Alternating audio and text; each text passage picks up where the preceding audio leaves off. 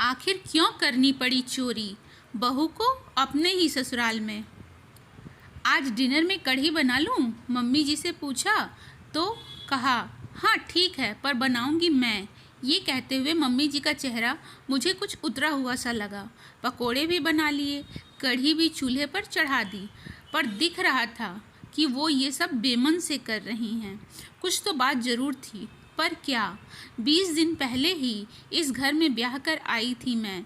मुझे कुछ समझ नहीं आ रहा था। फिर क्या, दूसरे शहर में बैठी अपनी ननद को फ़ोन लगा दिया। मेरी शादी से बस 2 दिन पहले ही उनकी डोली उठी थी। हम उम्र, हम दोनों एकदम सहेली जैसी ही हैं। उन्होंने फ़ोन पर सब समझा दिया और मैं समझ भी गई, पर वो जो करने के लिए बोल रही थी उसे करने में मैं हिचक तो रही थी, डर भी खूब लग रहा था।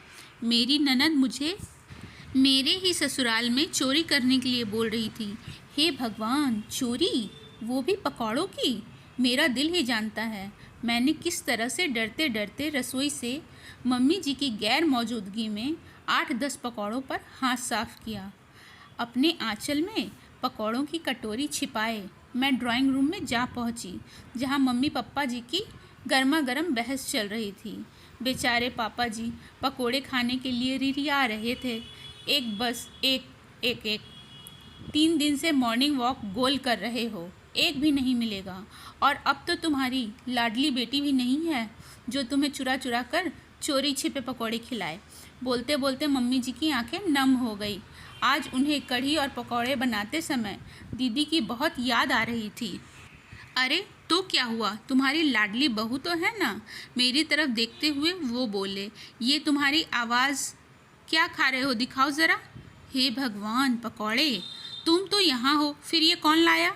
हैरान परेशान मम्मी जी तो पापा जी की क्लास लेने में जुट गई। वो गलती मेरी है मम्मी जी, ये पकौड़े मैं ही लाई थी। मुझे आप कुछ अपसेट सी लग रही थी तो मैंने दीदी को फ़ोन किया।